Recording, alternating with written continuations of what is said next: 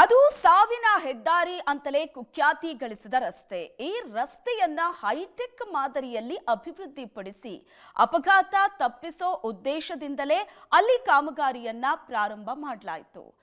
1,200 ಕೋಟಿ ಖರ್ಚು ಮಾಡಿ ಕೆಲಸ ಪ್ರಾರಂಭಿಸಿ 3 ವರ್ಷ ಆದರೂ ಕೂಡ ಇನ್ನೂ ಕಾಮಗಾರಿ ಮುಗ್ದಿಲ್ಲ. ಸ್ವತಃ ಕೇಂದ್ರ ಸಚಿವರೇ ಸೂಚನೆ ಕೊಟ್ಟರು, ಅಧಿಕಾರಿಗಳು ಕ್ಯಾರೆ ಅಂತಿಲ್ಲ. ಹುಬ್ಬಳ್ಳಿ ಧಾರವಾಡ ನಡುವೆ ಸಾವಿನ ಹೆದ್ದಾರಿ 3 ವರ್ಷ ಕಳೆದ್ರೂ ಮುಗಿದಿಲ್ಲ. 50% ಕಾಮಗಾರಿ.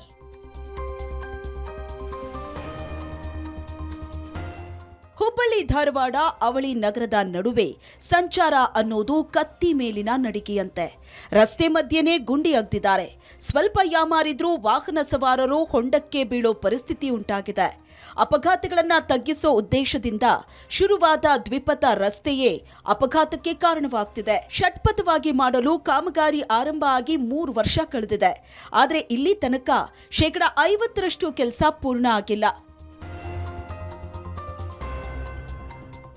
ಹುಬ್ಬಳ್ಳಿ ಧಾರವಾಡ ಬೈಪಾಸ್ ರಸ್ತೆಯಲ್ಲಿ 2021 ಜನವರಿ 15ರಂದು ಭೀಕರ ಅಪಘಾತ ಆಗಿತ್ತು.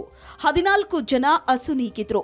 ಇದರ ಬೆನ್ನಲ್ಲೇ ಮುತುವರ್ಜಿ ವಹಿಸಿ ಕೇಂದ್ರ ಸಚಿವ ಪ್ರಹ್ಲಾದ್ ಜೋಶಿ 1,200 ಕೋಟಿ ವೆಚ್ಚದಲ್ಲಿ ಪುಣೆ ಬೆಂಗಳೂರು ರಾಷ್ಟ್ರೀಯ ಹೆದ್ದಾರಿ ಕಾಮಗಾರಿ ಆರಂಭಿಸಿದ್ರು. 2022 ಫೆಬ್ರವರಿ 28ರಂದು ಕೇಂದ್ರ ಸಚಿವ ನಿತಿನ್ ಗಡ್ಕರಿ ಷಟ್ಪಥ ರಸ್ತೆ ನಿರ್ಮಾಣಕ್ಕೆ ಭೂಮಿ ಪೂಜೆ ನೆರವೇರಿಸಿದ್ರು. ಹುಬ್ಬಳ್ಳಿಯ ಗಬ್ಬೂರ ವೃತ್ತದಿಂದ ಧಾರವಾಡದವರೆಗೆ 31 ಕಿಲೋಮೀಟರ್ ಷಟ್ಪಥ ರೋಡ್ ಕಾಮಗಾರಿ 3 ವರ್ಷದಿಂದ ಆಮೆಗತಿಯಲ್ಲಿ ಸಾಗ್ತಿದೆ. ವಾಹನ ಸವಾರರು ಜೀವ ಕೈಯಲ್ಲಿ ಹಿಡಿದು ಸಂಚರಿಸುತ್ತಿದ್ದಾರೆ. ಜನರ ದಂಗೆ ಏಳುವ ಮುಂಚೆ ದಯವಿಟ್ಟು ಈ ಕಾಮಗಾರಿನ ಕಂಪ್ಲೀಟ್ ಮಾಡಿ. ಅಲ್ಲಿ 118 ಕಿಲೋಮೀಟರ್ ಮಾಡ್ತಾರೆ 4 ವರ್ಷದಲ್ಲಿ. ಇಲ್ಲಿ 3 ವರ್ಷದಲ್ಲಿ 30 ಕಿಲೋಮೀಟರು ಆಗಿಲ್ಲ ಅಂದರೆ ವಿಪರ್ಯಾಸ, ದೌರ್ಭಾಗ್ಯ.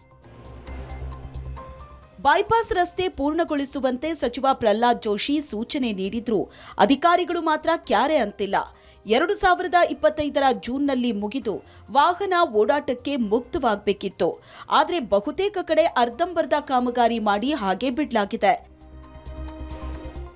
ಇಂಡಿಯಾ ಒಳಗೆ ಹೈಯೆಸ್ಟ್ ಆಕ್ಸಿಡೆಂಟ್ ಆಗಿ ಸತ್ತದ ಯಾವುದು ರೋಡಪ್ಪ ಅಂತಾರೆ, ಜನ ತಮ್ಮ ಜೀವ ಕಳ್ಕೊಂಡಿದ್ದ ರೋಡ್ ಯಾವುದಂದ್ರೆ ಹುಬ್ಬಳ್ಳಿ ಧಾರವಾಡ ಬೈಪಾಸ್. ಹಿಂದೆ ಆಜು ಬಾಜು ನಾವು ನೋಡಿದ್ರೆ ದಾವಣಗೆರೆ ಆಯ್ತು, ಹರಿಹರ ಆಯ್ತು, ಅನೇಕರು ಬೇರೆ ಬೆಳಗಾವಿ ಆಯ್ತು, ಅಲ್ಲಿ ಬೈಪಾಸ್ ಅಂತೂ ಜನ ಕಾಣ್ತಾರೆ. ನಮಗಿಲ್ಲಿ ಬೈಪಾಸ್ ಇಲ್ಲ. ಆದರೂ ಎಷ್ಟು ಮಂದಿ ತಮ್ಮ ಪ್ರಾಣ ಕಟ್ಕೊಂಡಿದ್ದಾರೆ. ಇವತ್ತು ನೀವು ಡಾಟಾ ತೆಗೆದ್ರಿ ನೋಡಿದ್ರೆ ಹೈಯೆಸ್ಟ್ ಆಕ್ಸಿಡೆಂಟ್ ಆಗಿ ಸತ್ತಿದ್ರೆ ಯಾವ್ದು ರೋಡ್ ಅಂದ್ರೆ ಹುಬ್ಬಳ್ಳಿ ಧಾರವಾಡ ಬೈಪಾಸ್.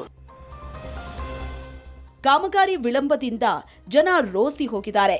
ನಿತ್ಯ ಒಂದಿಲ್ಲೊಂದು ಕಡೆ ಅಪಘಾತ ಸಂಭವಿಸಿ ವಾಹನ ಸವಾರರು ಪ್ರಾಣ ಕಳ್ಕೊತಿದ್ದಾರೆ. ಆದಷ್ಟು ಬೇಗ ಕಾಮಗಾರಿ ಪೂರ್ಣಗೊಳಿಸಿ ವಾಹನ ಸವಾರರ ಜೀವ ರಕ್ಷಿಸಬೇಕಿದೆ. ಜನಪ್ರತಿನಿಧಿಗಳು, ಅಧಿಕಾರಿಗಳು ಇನ್ನಾದರೂ ಎಚ್ಚೆತ್ತುಕೊಂಡು ಈ ಸಾವಿನ ಹೆದ್ದಾರಿ ಎನ್ನುವಂಥ ಹಣೆಪಟ್ಟಿಯನ್ನು ಹಳಸಿ ಆದಷ್ಟು ತ್ವರಿತವಾಗಿ ಈ ಹೆದ್ದಾರಿ ಕಾಮಗಾರಿಯನ್ನು ಪೂರ್ಣಗೊಳಿಸಬೇಕಾಗಿದೆ. ಹುಬ್ಬಳ್ಳಿಯಿಂದ ಕ್ಯಾಮರಾಮನ್ ನನ್ನ ಜೊತೆ ಗುರುರಾಜ್ ಹುಗಾರ್, ಏಷ್ಯಾನೆಟ್ ಸುವರ್ಣ ನ್ಯೂಸ್.